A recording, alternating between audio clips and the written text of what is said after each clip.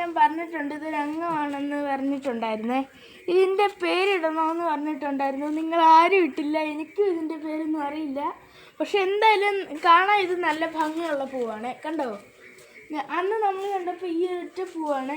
ഇതിന് വയസ്സും പ്രായമൊക്കെ ചെന്നപ്പോൾ ദൈവന്മാർ കൗമാരക്കാരായിട്ടുണ്ട്. കണ്ടോ, ഇപ്പോൾ നല്ല കുട്ടികളെല്ലാവരും ഉണ്ട്.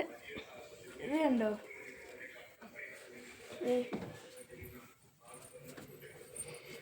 ഇത് കണ്ട് നമ്മൾ ആദ്യം ഇത് വെച്ചപ്പോൾ ഇതൊരു ചെടിച്ചട്ടിക്കകത്തായിരുന്നു നമ്മൾ വെച്ചേ.